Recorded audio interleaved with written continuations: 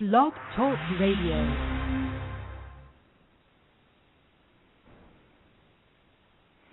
Well, welcome everybody. This is Anda Hart welcoming you to our live channeling with Dr. Kathryn May as she introduces us to Mother, Father, God, and other cosmic masters that Dr. May will tell us who we're going to hear tonight. It's pretty exciting, and it's always fun. So we're going to have a good time tonight.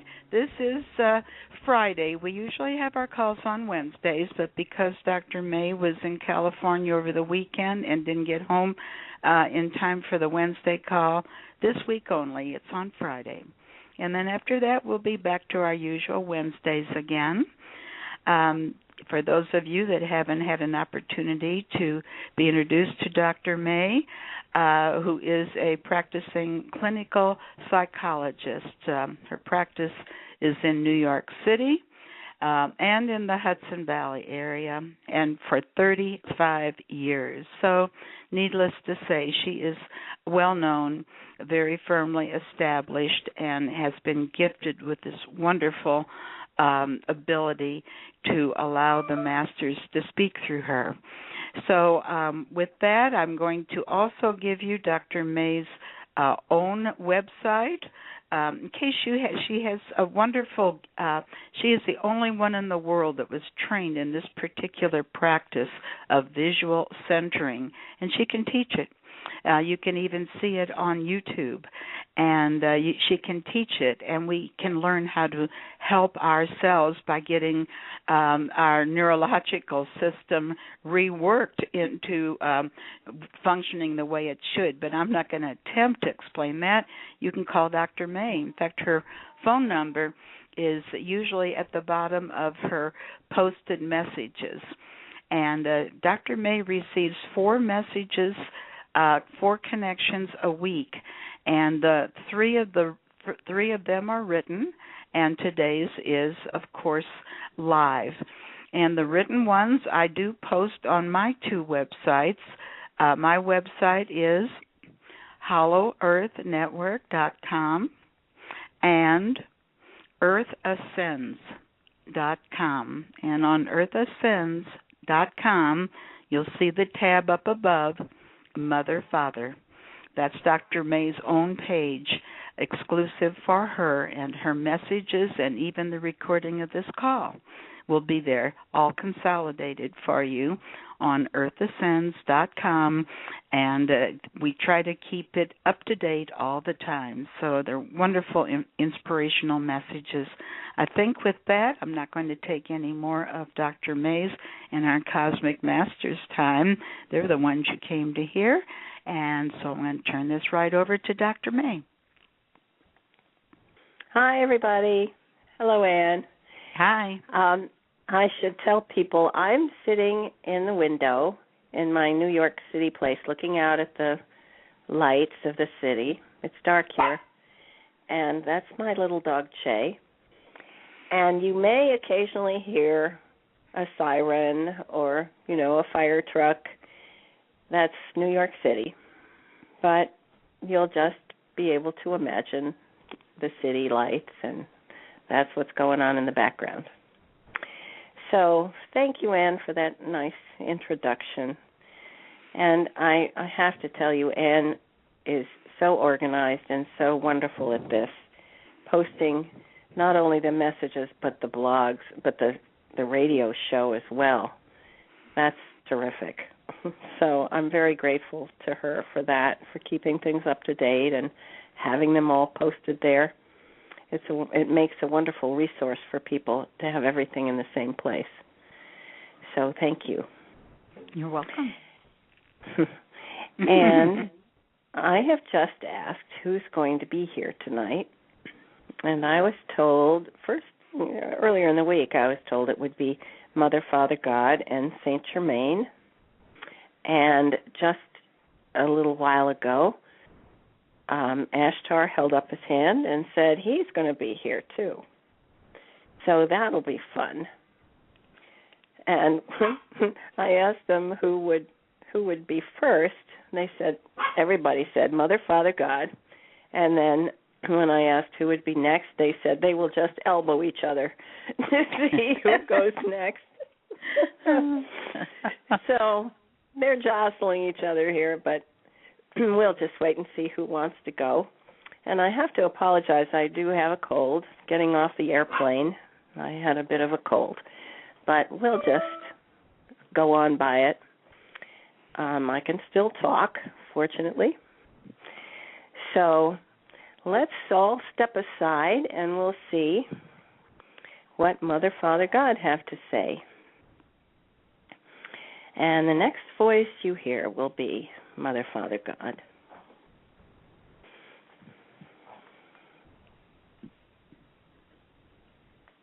Hello, everyone.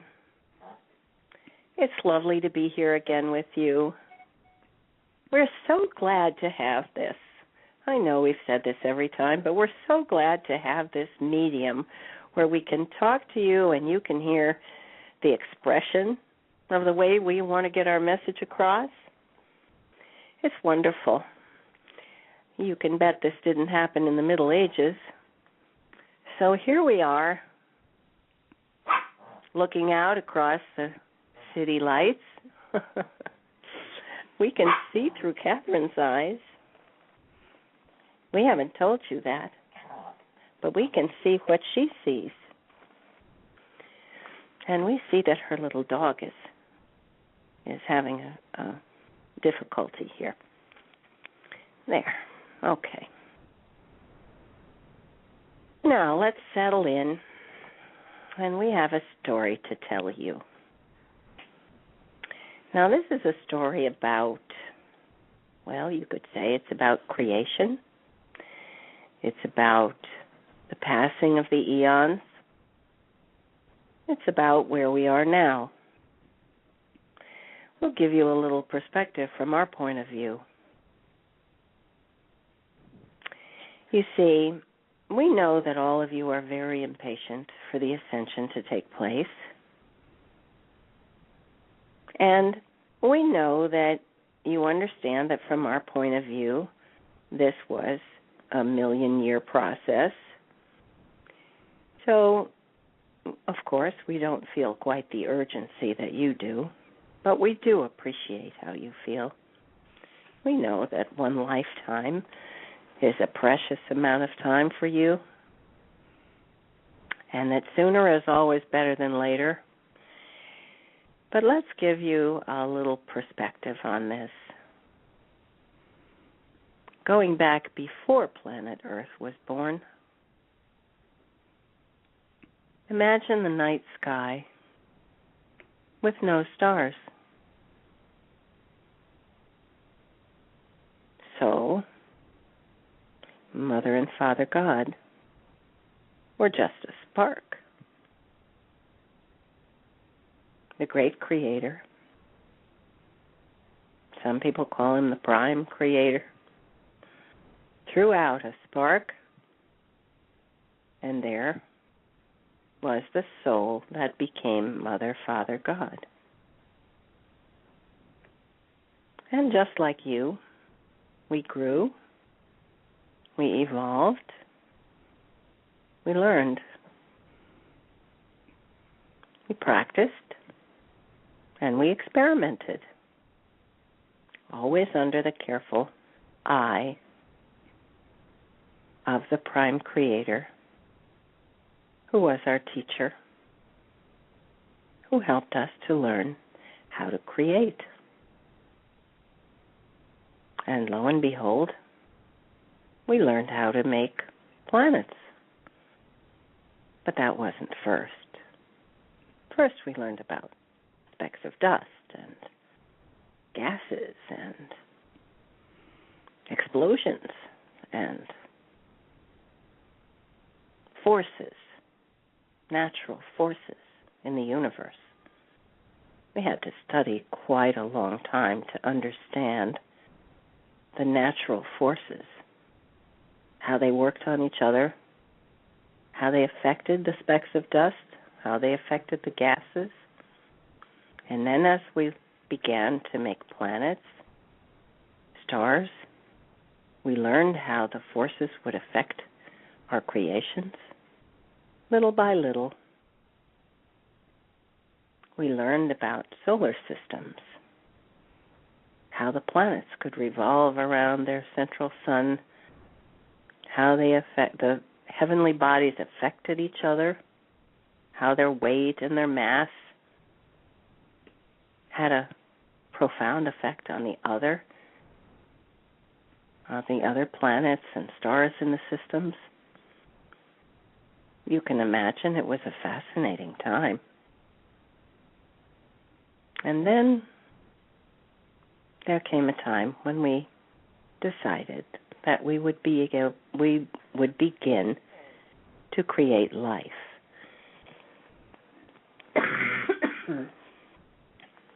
So then, little by little, we experimented with a little green shoot that would grow, a little insect. And then we worked out our partnership. Mother God was the birthing creator. I was the designer. She's pretty daring, but so am I. Little by little, we worked out our plan, how to cooperate together to create something wonderful with our thoughts together. You've heard a lot about manifesting lately. Well, that's what we did. And we found that when we joined our hearts and our minds and our desires to create, lo and behold, what we created came into being.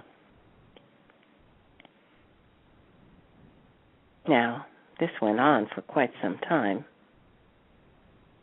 more years than you can imagine. We experimented with mice, with trees, with vegetables, with fruit.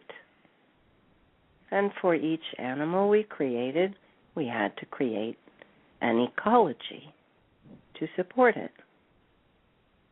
We practiced with that for millions of years. There are creations all over the universe. From our early years, we began creating animals and finally humans. And we created them to be like us, as you've heard. But of course, we can't create, we don't create anyone who's identical to us. Every being we create is different. Different from us, different from each other. Everyone has a soul. And in that soul is created, just like us, a twin flame. Every soul has a twin flame, whether it be an insect, a coyote, your poodle, or a human. And everyone has to evolve and learn and grow and practice, just as we did. And as you evolve, you and your twin flame, as you evolve through the lessons, through the many incarnations on planet Earth and elsewhere, you learn. You become stronger, more independent, and more loving. And when you reach the point that you can become completely independent, so independent that you don't need to be independent anymore, you can join together as one. And in that oneness, you can join with us. I assure you, it is the most exhilarating, wonderful feeling in the universe. The love of you and your twin flame, and the love that we feel for you when you become one with us. And that is the goal for every being, to eventually become one. So in your consciousness, in the deepest place in your minds, you know this. You know that this is what you have been working toward all your lives. You know that there is that draw, that potential, and that reality, that we are one. And it's just a matter of how you experience it. So that brings us to the present. Now, you've probably guessed this is Father God speaking. Not that I like to hog the airwaves so much, but Mother God agreed that this would be my turn to tell this story. She likes to listen to it. No matter how many times we reminisce, she still likes to hear it. And she feels great affection for every spark, every creation. Her love is unending. So here we are in what you call the year 2013. There has been a progression on planet Earth from the time we brought the first blade of grass, when we created Gaia, and then we populated Gaia. Of course, first we created the water and the mountains, the sand, the rocks. We created an atmosphere to nourish and protect her. And then we began with the beings. Now, along about the time we were creating humans for planet Earth, there were others in the universe, other humans who had already evolved, who had already reached the point where they had fairly advanced learning and technologies. They could travel across the universe in their ships. Yes, that's been going on for eons.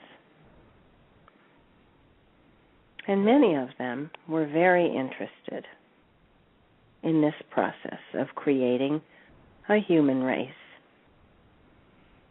And we got a lot of feedback that they would like a few changes made, and that they would like to join with other groups of humans who had special talents and abilities, and they would like to have input in the genetic makeup of the humans on Earth. You may have heard those stories, the Pleiadians, the Syrians, and others, Andromedans. They wanted to, at different times, come to planet Earth and to offer their DNA to be joined with the humans who were beginning to live on planet Earth. So you, dear children, are, you might say, the result of a Petri dish experiment. Although, of course, you're all precious to us. We saw that development. We were overseeing the project, and it pleased us that there were so many who wished to take part in helping to create their brothers and sisters, to create a race that would be a little more creative than they were, a little more adventurous than they were, a little more outgoing, let's say, friendly with each other, a little more energetic. That goes along with the creativity. Of course, we knew this was a possibility that things could go wrong, because this kind of energy and creativity also brings with it tremendous imagination and independence. But we had faith. We knew that you would learn little by little, and that one day you would mature and become as peaceful and responsible as your older brothers and sisters. But, of course, you know enough of the history to know that it has been a struggle. You are unique in the universe, in your very special DNA, a little different here, a little different there. There are many in the universe who are much like you. You will feel a real affinity for them when they come in their ships. There are many who look very different from you, but you'll feel their energy and you'll be attracted to them too. But as you know, things have been difficult. And along the way, there was a time during the civilization that you call Atlantis, where there was a struggle. There had been peace, beautiful, beautiful greenery, life. Things were successful. But toward the end of the Atlantean time, those who were in charge decided to use the equipment that had been left for them from the Lemurians. And instead of using their equipment to create energy for their civilization, they used it as a weapon. And the rest, as they say, is history. They created a weapon that destroyed them and nearly destroyed the planet. Gaia was deeply wounded, terribly injured, saddened, and it took a lot of healing, a lot of repair, a long time before she could recover. The entire multiverse watched on, sadly, hoping that the humans of planet Earth would not do such a thing again. Many had gone to distant parts. You know, there are those inside the Earth, in hollow Earth, who had escaped and fortunately survived. There were a few survivors on the surface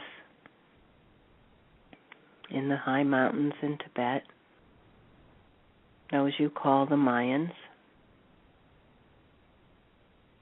But those who were left were very careful not to pass on the stories about the energy systems. They didn't want it to happen again.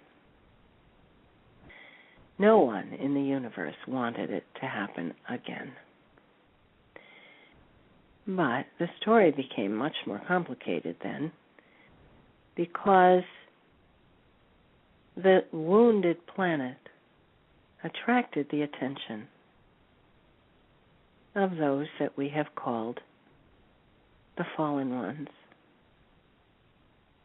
The fallen angels decided to come to planet Earth to establish a new civilization. They were our own children,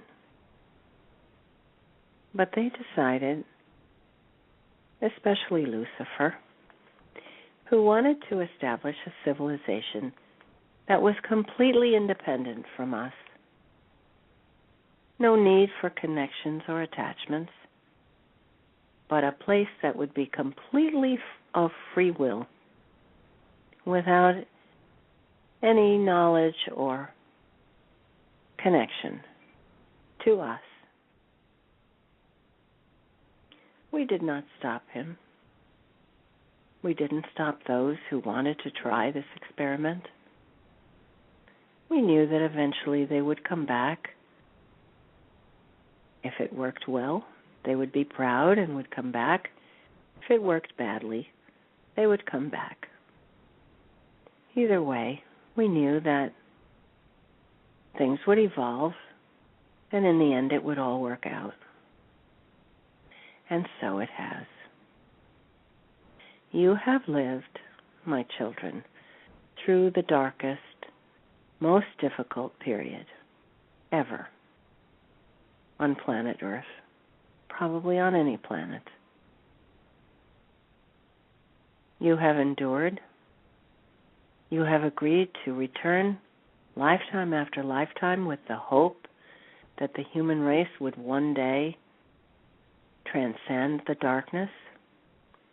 Because, of course, given your free will and given that many of you were disconnected from any resource with us for so many years,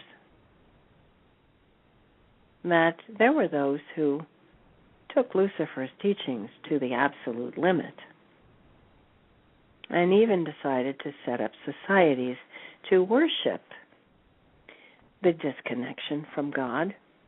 They called their hero Satan and other names around the globe. Their picture of the disconnection from Mother, Father, God was not simply independence. It was the opposite of Mother, Father, God. As you know, our basic energy is love. Well, the opposite of that is indifference and hatred and basically evil, what you call evil. So they set up a religion, you might call it, to worship darkness. Many, many of you on the planet have either inadvertently or purposefully taken part in those celebrations that celebrated disconnection. Some of you call it being cool. In your culture now, there are many people who believe that being sensitive is a terrible thing, a weakness. That's how far it went. That even the people who think of themselves as good people are still worshiping darkness. So this brings us to the present. Many of you are awakening. You've begun to see the darkness around you, and you really dislike it. You don't want any part of it. You want to create a new golden era, as you have been promised. And you have done a wonderful job. You have struggled against the darkness. You have insisted that others awaken with you. You have worked hard. And little by little, you have effectively raised the consciousness on this planet to the point where it's possible now that your brothers and sisters can come here to welcome you, to bring you news, to bring you technologies that will make your lives easy. And little by little, you have been eliminating the darkness there still are some small pockets. They get all the news. There still are a few who are trying to make trouble, trying to turn back the clock. But you can see there are fewer and fewer. And you are, well, we hate to tell you this once more, but you are on the edge. On, as they call, the razor's edge. At the tipping point where you will be able to once and for all proclaim yourselves free. And when you do that, there will be trumpets around the universe, around the multiverse. It will be celebrated for eons to come. And here you are, just on the verge of that wonderful moment. Now, for those of you who are alive now, it seems like the clock is ticking and you're in overtime. And we understand why you feel that. But when you look back over thousands and thousands of years, think of what you've done. To be on the verge of such a historic event, of such a process, imagine here you are. After all this time, some of you have been through hundreds of lifetimes here, maybe thousands of lifetimes here and elsewhere, and here you are, not at the end of a process, but at the beginning of a new era. And our hearts are bursting with love and pleasure and pride. Now, we can't tell you it will be tomorrow. I know you like dates. We would like to be able to say it will be 12 o'clock tomorrow. It probably won't be quite that soon. But as each week passes, there are more and more people who are coming into the light. And now Ashtar and St. Germain are going to talk to you about the disclosure process and how that's affecting the light on the planet. And I assure you it is having an effect. And they're going to tell you about what that effect is and what you can expect from it.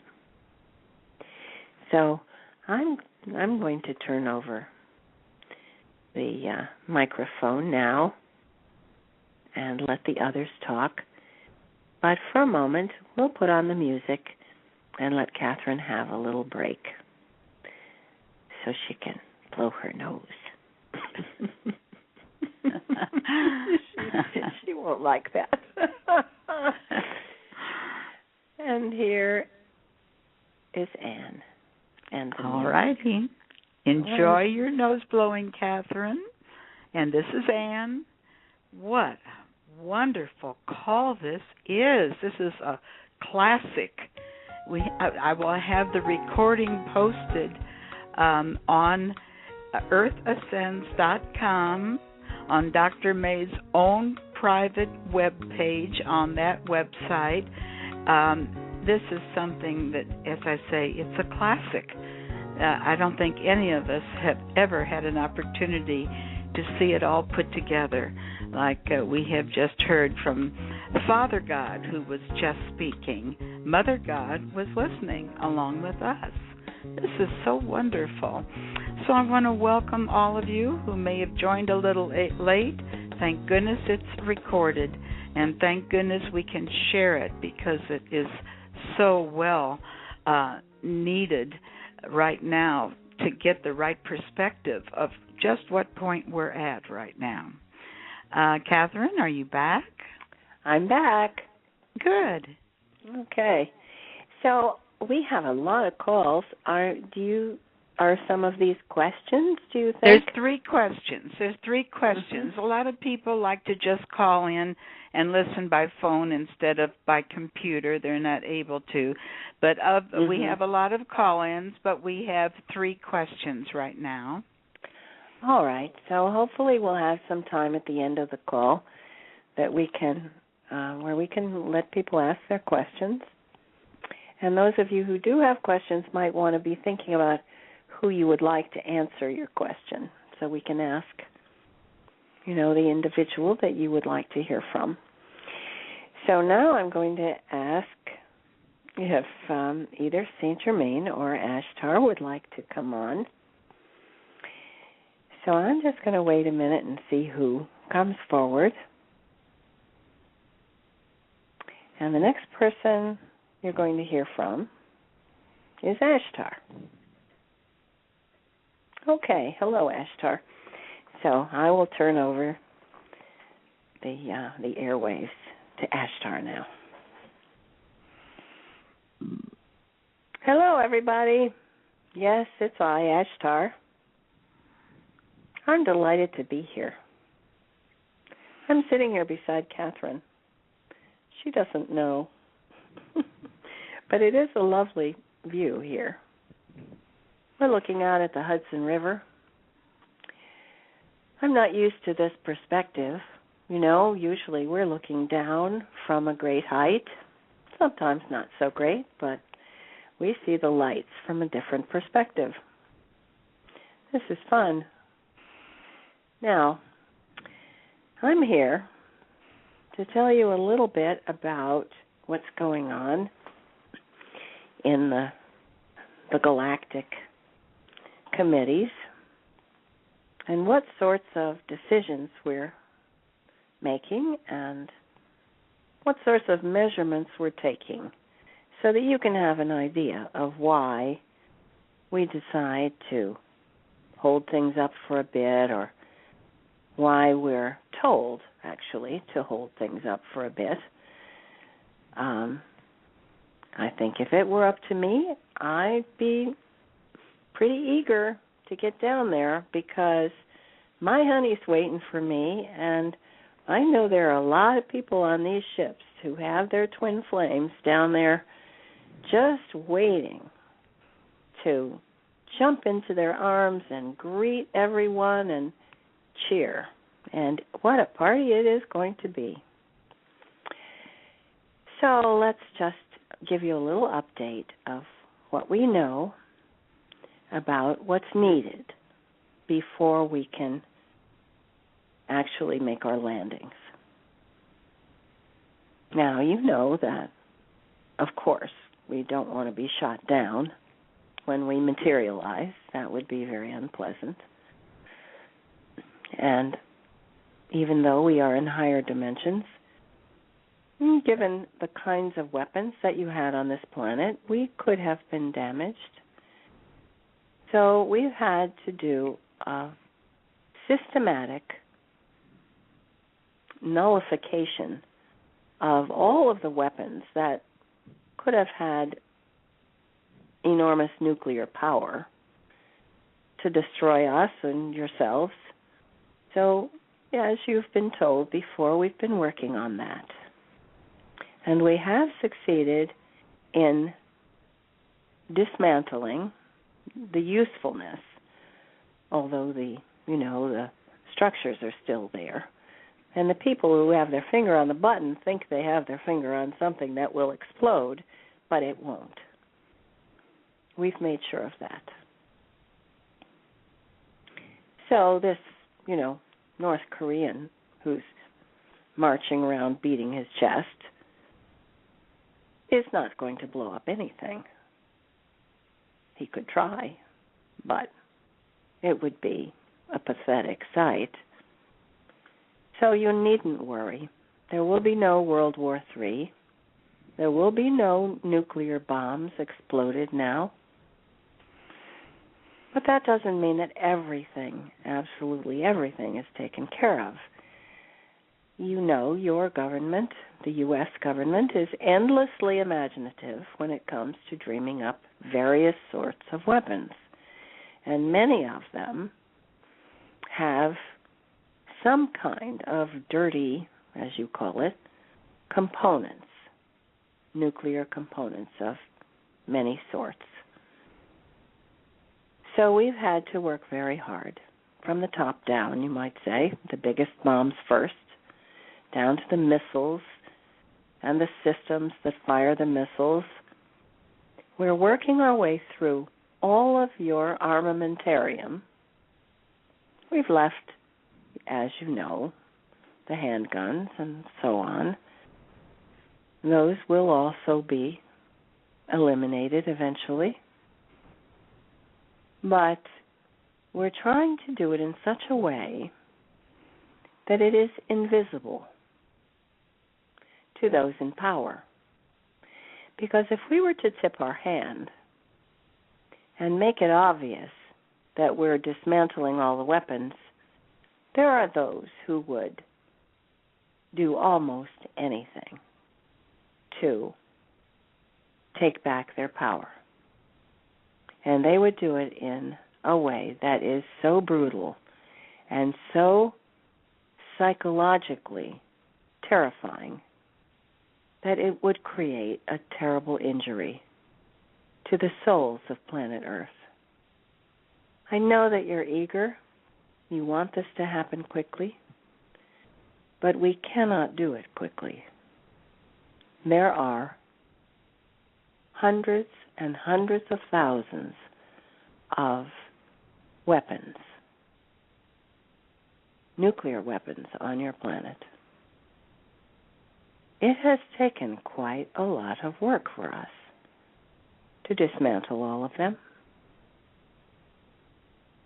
and then to go about dismantling the next level of weapons, which are more frequently tested, we might add. So we've had to do it in such a way that the more aggressive people among you are not tipped off, because they can still do terrible damage, terrible, terrible damage. And we don't want that to happen. So our orders, of course, come from above. We don't decide when it's time.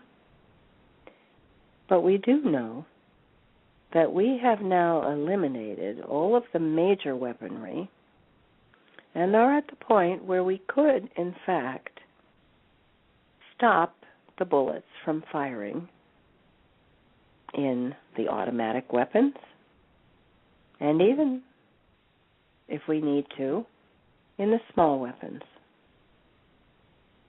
But we couldn't do that all at once, and we couldn't do that until we had taken care of the larger weapons. So we hope you understand this has been a process, and it's been a process that needs to be very quietly done. And because of that, you may look out your windows and you may listen to your news reports and say, well, nothing's happening. Obviously nothing's happening. If here's this blowhard over there threatening to send a nuclear weapon to blow up the United States, well, let him talk. It's not that nothing's happening. It's that many people are not aware of what's happening. And we can't advertise it. We can't even tell you now on the telephone exactly who we've, where these weapons are, the ones that we've dismantled, and who we've worked with to do this. I wish we could. I wish we could tell you all of it. I wish you could see what I can see, because you would be thrilled and delighted and filled with hope, because we are making progress. We are making fabulous progress. The light that comes from your planet is a wonder to behold. We can't tell you how thrilled we are. We see each of you. We see your light it transmits outward, and when you're together in groups, we can see it. It shines out to the entire universe. And that's why so many ships are here. Everyone's interested in this process. And, of course, they're a bit more patient than you are, but they knew it was happening soon. That's why they're here now. So, I can tell you the dismantling of the weapons is going beautifully. And the other processes, well, I'll let St. Germain talk about that some.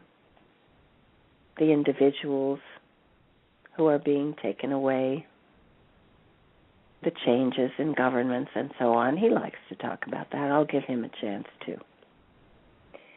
But I want you to know, the ships are here. We have our party hats ready. We are so excited that we're just practically bursting with joy because we can feel it coming too. We can feel it. We know there is something wonderful in the air. And you know, even we don't know everything about this. We can't possibly know everything about it. We wait until Prime Creator gives the word. And when that happens, you can be assured we will come flying down with bells on. We, of course, have decided already. We have our plan in place. We know where we're going to land and who we're going to greet, and we are just going through it in our minds, thinking about what fun it's going to be and how surprised you're all going to be. It's going to be wonderful. So tell your friends. Tell them about disclosure. Tell them to watch the hearings that are coming up in just 3 days. And the more people that watch that, the better. We hope that we'll be able to get CNN and other TV people. Now, I think Kathryn sent out a note to you to say, call your local TV station. Ask them to cover it. Call CNN, all of you. Everyone who listens to the show, call CNN and ask them, please cover the hearings in Washington at the press club. And call back again and get all your friends to call. If they get 5,000, 10,000, 100,000 phone calls, don't you think they're going to be there? So do it, friends. And now, I'm going to turn this over to St. Germain. I can see he wants to speak with you too. So for now, I say salute.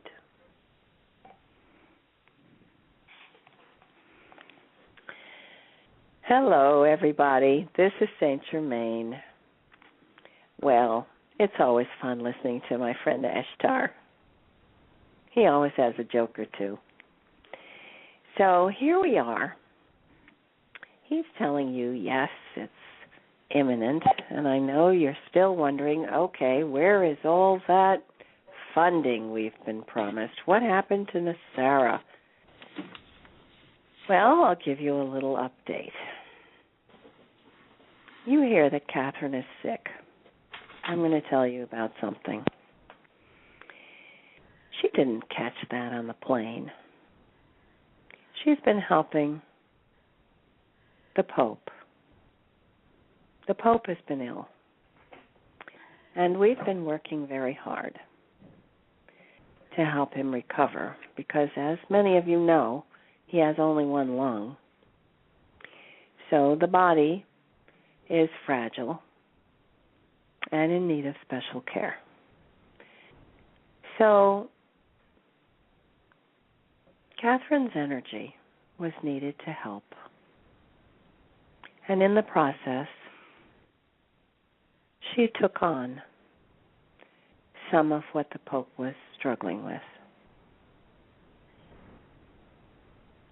We thank her for that.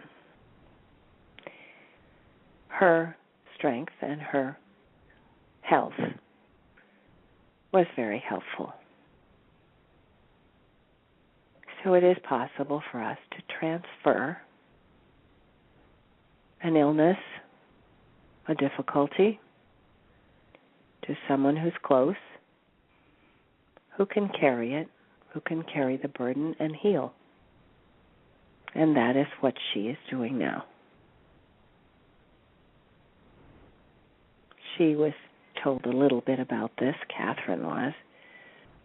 She wasn't entirely aware of it. But of course it was Lady Portia who was helping me. So the Pope is on the mend. We will be back making strides as soon as he's fully recovered. And I can tell you, I do have the paperwork that was needed. You see, some of the folks who've been in charge of the NESARA funds have tried already to release the funds and were not able to do it. And this is why I was needed here in person to try to push some of these things. And who could do it better than the Pope?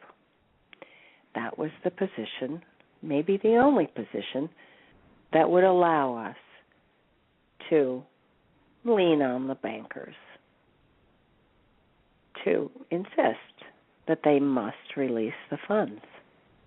I think I told you last time, the cosmic joke, that there are enough funds in there under the NESARA funds, the groups of trusts, to outweigh the amount of all the depositors in the USB bank. So here we are. The Pope's been ill.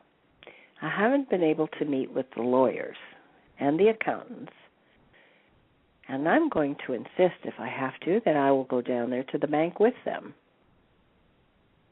And I will make sure that they release the funds. Now, I'm going to have Kathryn send me a fax.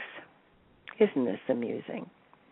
She can send me a fax from New York to Rome, and I can take the fax out of the machine and say, my, what is this? Look, we have people complaining. Here are folks from the U.S. complaining that they cannot get their money. Well, we have to do something about this. So, of course, the Pope. I like playing this role. The Pope supposedly doesn't know who this is sending this fax. So, as you know, I'm a good actor. I like playing these roles. So I have every intention of being shocked at this scandal that will make international news if it's revealed in the press. Do we want this in the Vatican? Do we want this reputation? This is horrifying. We must do something. And hopefully I can twist their arms enough to release the funds. So that's where we are now. And this same story is happening in other places around the world where the funds have been stored.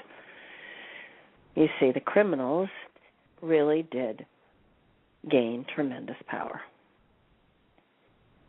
And they were determined to withhold the funds. So, you know, even the NESARA funds are vulnerable to the dark folks. So this is why we've had to, little by little, remove these people. And as they're being removed, they have less power. They have less influence. There are still some who may not even be the darkest ones, but who will be afraid. They're the ones who think they're, holding out for rules, holding out for keeping things together. And of course, if the large banks begin to fail because all the money's being taken out, well, they're not going to be happy about that, and they're, understandably, they believe that they're protecting the interest of their depositors and the people out there whose livelihood depends on their bank and so on.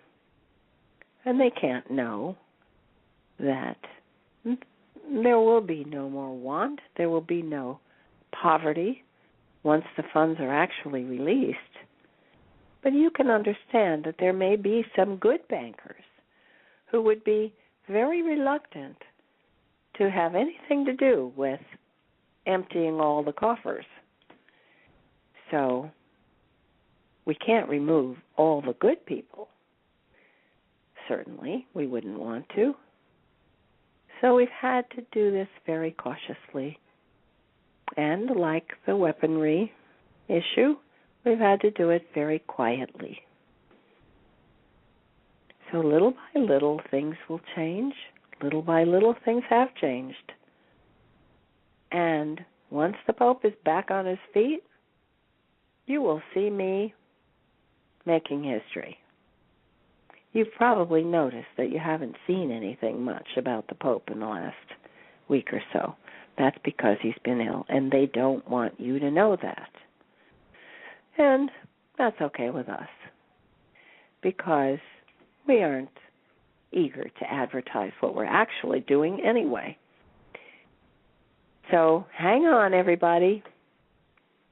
Keep your hope alive. Send your prayers and your blessings and your gratitude to Mother, Father, God, to Prime Creator, to everyone around you. Be assured, you are here to see this, and it is going to be a wonderful party.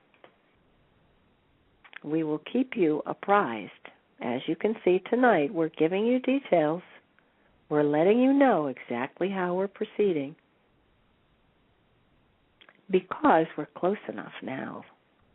And we're not afraid that any of you are going to tell the heads of governments that, the Pope isn't really the Pope. And even if you did, what would they do about it? So there we are. We wish you well.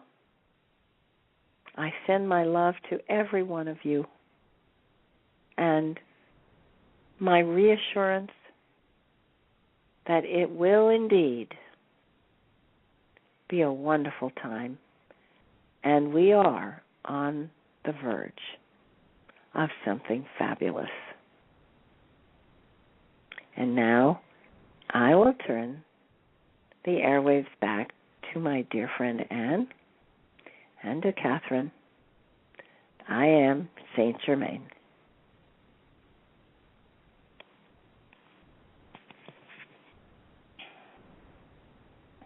Well, this is Anne. My goodness, as I said before, a classic call. I just can't think of any better source for current, accurate information than what we've all just heard just now.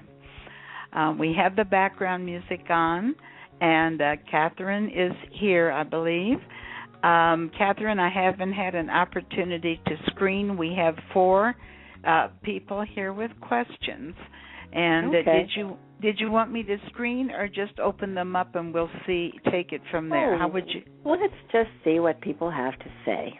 Let's just first person first, and we'll ask them to try to make their questions relevant to others, and then we'll see who they want to talk to. Okay, and their choices are? Mother, Father, God, Saint Germain, or Ashtar. Okay. Now, I'd like to suggest I'm letting the show run over today. I gave us extra time. So if that's all right with you, Anne. Oh, sure. This is I don't know if you are able to hear these messages. I've taken notes just frantically through the whole call, and of course the recording will be up. But I am just overwhelmed at the degree of information that is on this one call. I can't think of anything that is more comprehensive or available, and it answers all the questions. Oh, that's wonderful. I usually kind of feel the gist of it, but I don't always hear the details. So, yeah, I'm going to listen to the call, too. Well, we have someone that was the very first one here in area code 360, and your last four numbers are 3396.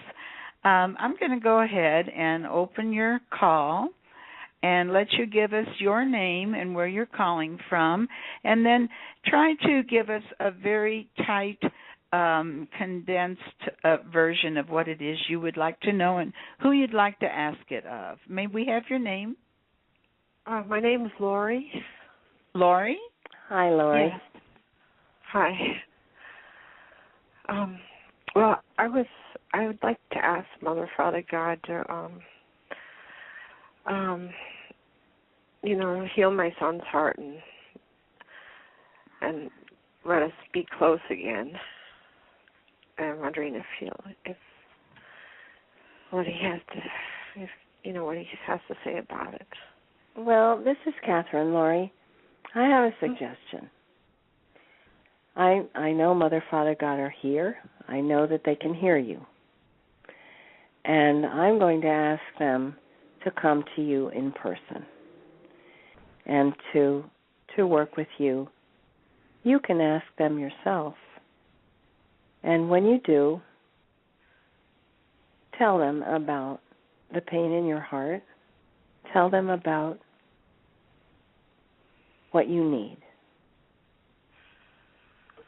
And they can help to heal you too. Okay. All right. Thank you, Lori. Thank you. All righty. I'll go ahead and close your line now, Lori, and you can look forward to your personal conversation. That was wonderful. Okay, the next person has been waiting 38 minutes, and you're in area code 804. May we have your name and where you're calling from? Yes, my name is Hugh. I'm calling from Ashland, Virginia, which bills itself the center of the universe for whatever reason. And I have bizarre synchronicities throughout my life. I'm standing in my truth and bringing forth transparency in many different ways. And I've had high-level success in some very bizarre things that I'm bringing to people's attention constantly to root out corruption globally. And a synchronicity that just occurred by tuning into this show. I had an earth angel for a wife by the name of Anne, and she had an identical twin sister by the name of Kathryn. And if I may, I would, and whoever would care to answer, I have a Christ consciousness. I resonate with Jesus Christ, but whoever would come through with any answer or guidance for me, because I've had UFO, paranormal, and near-death experiences, and if I may share my name, it might be of interest to your listeners as I stand in my truth to see documentation to show how people should stop the fear and put out the love and come together and bless one another, as Jesus said, to put God first before anything and to love your neighbors yourself. Thank you.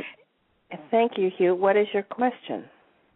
I feel divinely protected as I go forth with what I feel my mission is, bringing spirituality into global economics and combining it with unconditional love. am I correct and still on my path? I feel I am.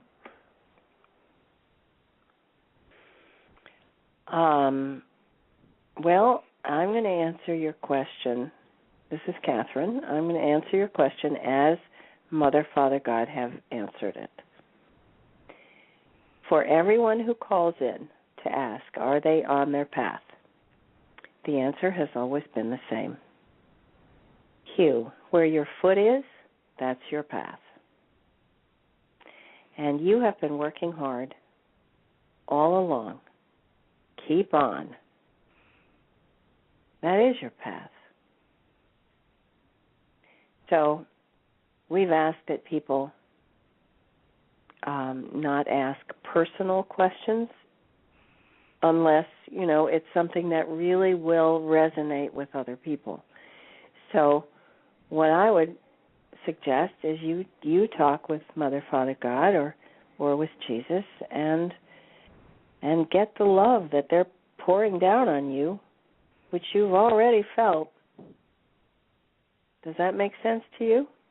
I've felt it right along, and I've had my faith throughout my life. That's what I want to show people too. That you have to have that faith and to get that heart to God connection, not to get out of the mind and into the heart more.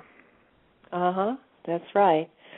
So, are you writing about economics, or do you want to say what your name is? I have some very powerful strategies that I'm just rolling out. I'll leave a message for Kathryn because I don't use email, and you can see some of this information that's documentable. It might be interesting. That's fine, Hugh. Thank you. Well, thank you very much for the confirmation, and God bless everyone. Thank you. Okay, I'm going to go ahead. Thank you, Hugh. I'm going to close your line. And we have the next person who's been waiting over 20 minutes in area code 817, ending in 2240. And I'm opening your line, and we would like your name and where you're calling from. This is Jim from Fort Worth. And Jim, very concisely, and as Kathryn just stated, again, as we do on our other calls, let's make sure that our questions are something that is of interest to all the people, not something personal to ourselves. I think this one will be. My concern is how, and this is to Ashtar or St. Germain, I really enjoyed this call. What is to keep the dark cabal or the bad guys from listening in on these calls and getting these messages and then doing something about shutting down stopping them being able to stop these nuclear arsenal or assassinate the Pope? This is my biggest concern right now. I love getting this from my own information, but we know that there's bad people listening in, so what's to keep them from putting a stop to both of these situations? Who shall we ask? Let's ask St. Germain. Okay. All right, let's see what he has to say. I'm concerned about that, too.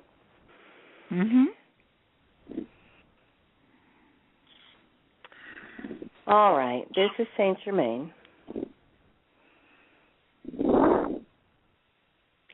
Well, that's a really good question, Jim. I made up my mind. Excuse me? I try to ask good questions. Okay. Well, as you know, the Pope has very good security. That's the first part. So it's fairly reassuring to know that it would be difficult to assassinate the Pope. Now, you've seen me walking through the crowds. You've seen me not worried about that. And I must tell you, I am not worried because my dear friend Ashtar is overseeing what happens here on the ground, as are others.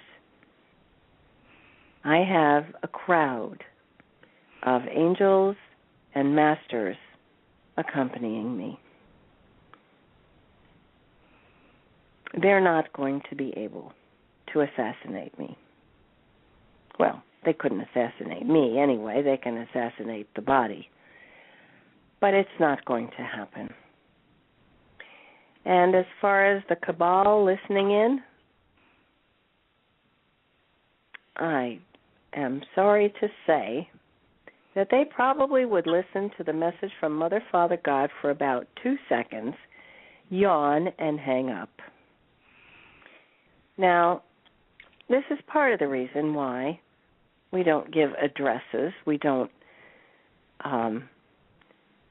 we don't tell exactly where the ships are going to land or exactly where the money is kept. Those secrets have been kept for centuries, and the cabal has never been able to do anything about it because there are good and decent people who would not permit that. So we can assure you that there are protections that you can't see, and that Mother, Father, God can assure our protection. So it's not in the cards for the Pope to be assassinated, and it will not be permitted. And it's not going to take a long time for us to accomplish these things because you've already seen it already. I've made some changes. I've set up committees. I have protection. It will not be obvious to anyone that I'm creating these changes because I have my whole committee of cardinals, and there are a number of them who are very much on the same page and who will also come forward and express their wishes and encourage change. So I'm not alone in this. So they'd have to assassinate a whole lot of us. So that's part of the protection that's been set up. And as far as the ships, if you're worried about the ships, they have everything under control. Does that answer your question, Jim? Yes, sir. Good. I appreciate it. I'm proud to get to speak with you. Well, thank you. Okay. Thank you, Jim. That was a good question that we all appreciated. I'm going to go ahead and close your line. And I'm looking, these lines have gotten rearranged a little bit. I'm going to ask this person, it looks like you've been holding for 56 minutes, in area code 405. Have we already spoken with you? No. Okay. And you're in area code 405. May we have your name and where you are calling from? This is Bill from Oklahoma. Oh, hi, Bill. Go right ahead. I guess I would direct this to Ashtar, and I would like to know if they are going to be decloaking some of their ships around the world during the during the citizens' disclosure hearings. This is Ashtar. Yes. Well, that is a tempting thing, isn't it? Yes. Yes, we have thought of that. Believe me, we have thought about that. Sure. The ideal. It was tempting for us, even, to decloak over the movie theater in Los Angeles. Oh. Unfortunately, there was such fog there that there was no possibility that we would have had to land on the roof. So we couldn't do it that night. But, yes, your suggestion is wonderful, not only over the press club in Washington, but all around the world. Yes. What a fabulous idea. Right. Well, that you got is my vote. Okay. That is the plan on the drawing board. We have not gotten final approval yet, but that is the plan.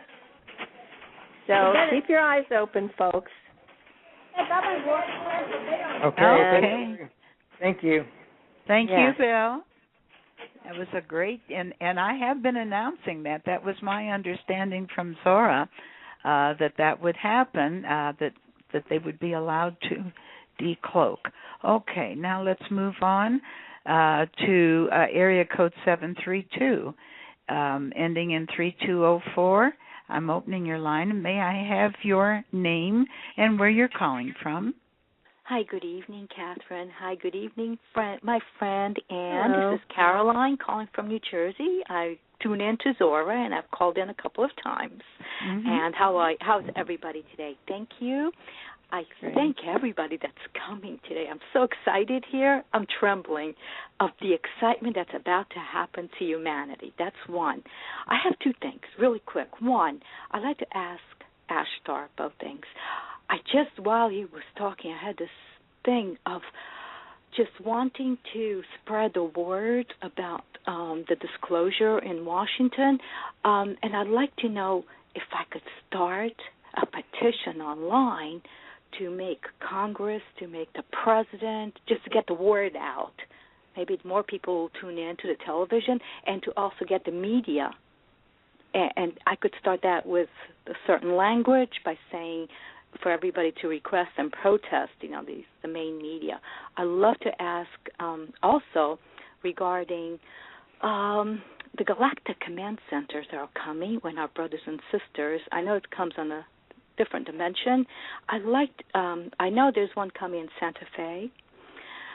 I belong to this brand new group that just started, and we just have to pray and bring the light in, so we could see, maybe in the near future, in our lifetime, the Galactic Center. And I've been asking and manifesting for a branch to be open in New York or New Jersey. So that's it. I got those two items, if you don't mind.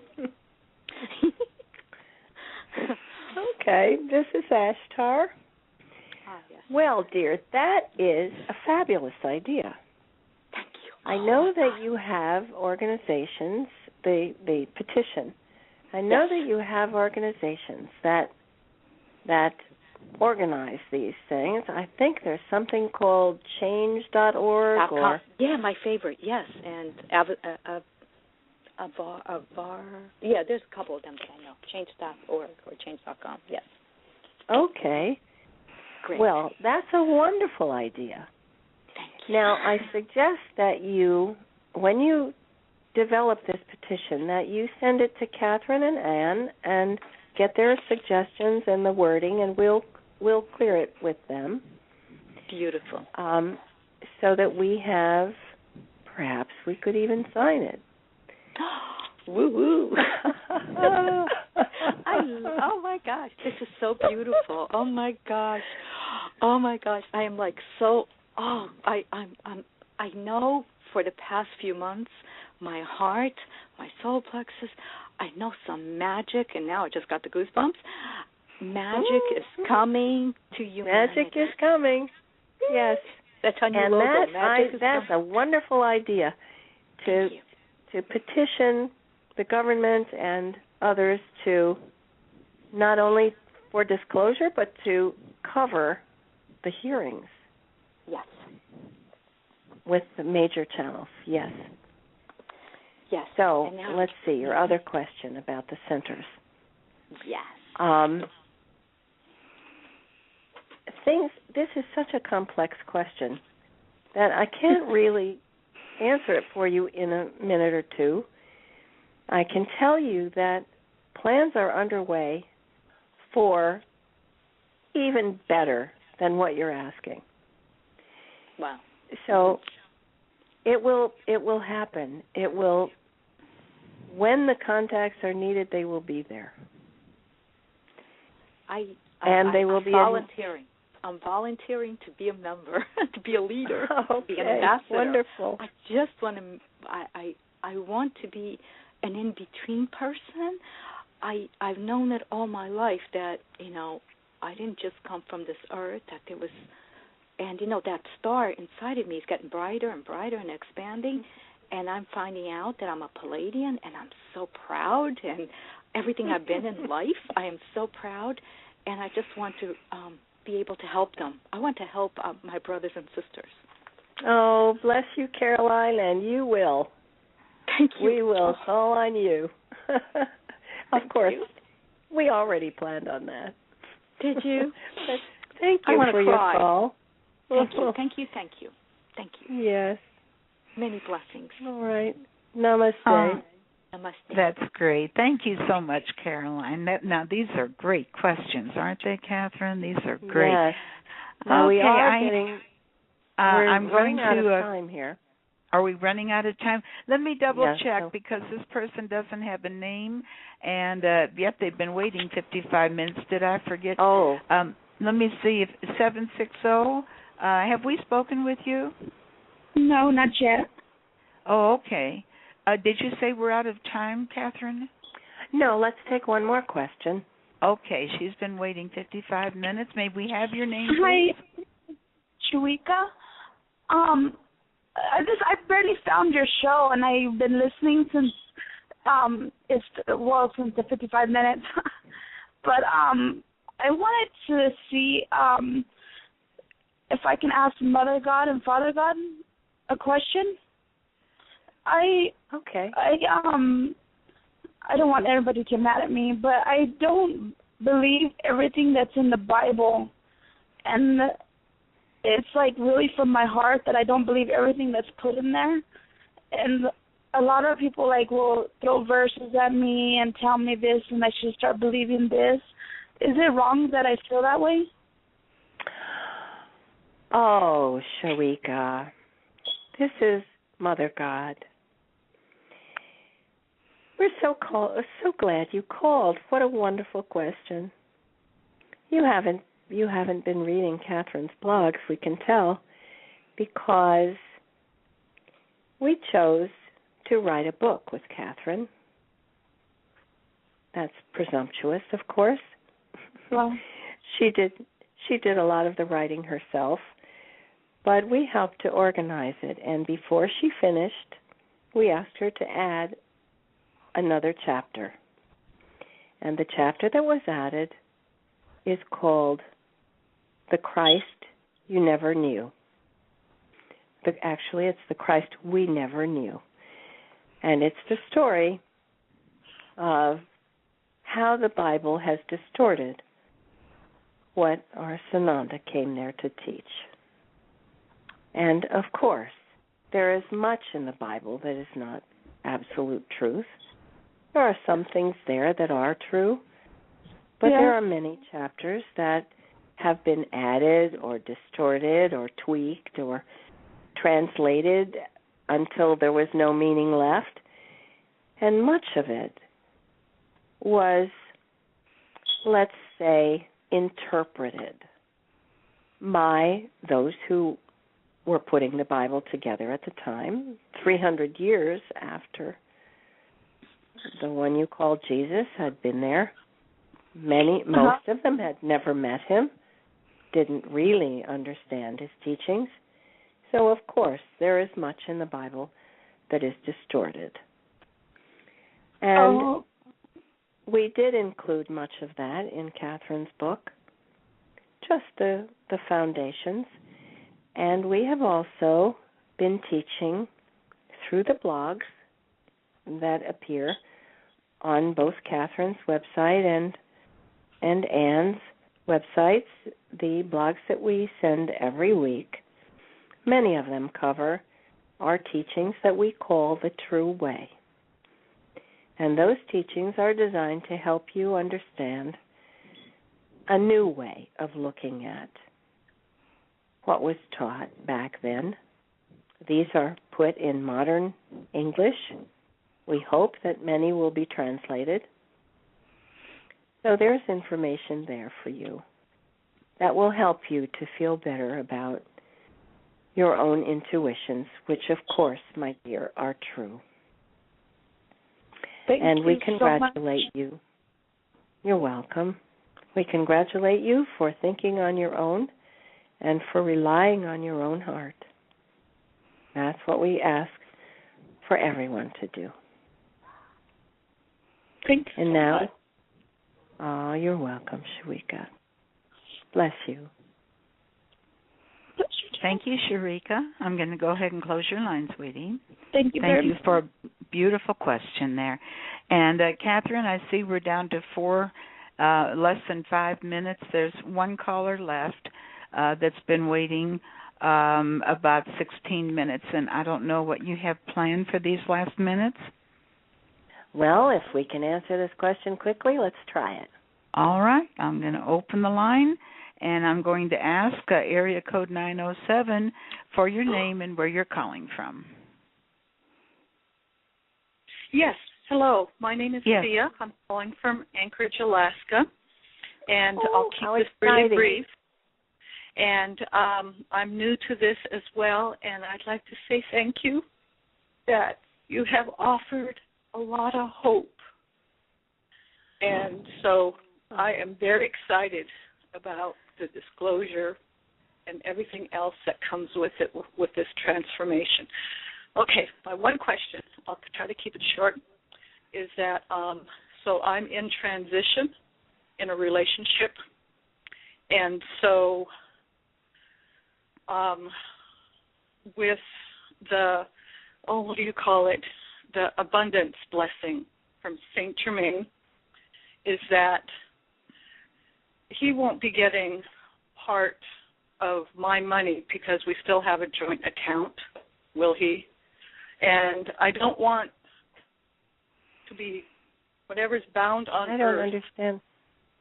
Well, I'm in process of getting a separation. Oh, well, let's answer that quickly. Okay, where I don't want to be... we're running out of time, Thea, honey. We only have 3 minutes. Okay, I don't want to be bound to him here on Earth, and I don't want to be bound to him in the spirit world. Okay, so... Well, all right, let me answer that question for you, Thea. It's Kathryn. Okay. It would be unthinkable, absolutely unthinkable, that anything having to do with NESARA would create bondage. In fact, it's designed to do the opposite. It is designed to free everyone on the planet from being beholden to anyone. Anyone, okay. even someone you love. Thank you very much. And yes. You've answered my question, so I'll let you do your magic. Thank you very much. Okay. Okay, I'll close Thea's line, and Kathryn, you're welcome just to take over and close your call. Okay, I will do that. That was an interesting question that Thea had, and I think it's important for everyone to realize that the purpose of this is freedom and liberty, and that's what we're working for here, psychologically, physically, financially, spiritually. That's what this is about. That's what NESARA is about. That's what our goals are about, and that's what we wish for everyone. So I'm going to say good night. Let me just remind people of your website in case they want to follow through directly with you about anything, and that is whoneedslight.org, O-R-G. whoneedslight.org, and that is Kathryn's website where you can contact her direct, and you'll also find her postings on earthascends.com under Mother Father. Okay, I want to make sure they could reach you. Yeah, and there's a button on my website that says email me, and they can just send me an email if they still have questions. That's good. All right. Well, what an interesting call this was. Oh. It's a pleasure for me as well, and thank you, Anne, for holding down the lines here. And I'd like to just say namaste to everyone. Good night. Namaste. Wonderful. Thank you. Good night, everyone. Bye-bye.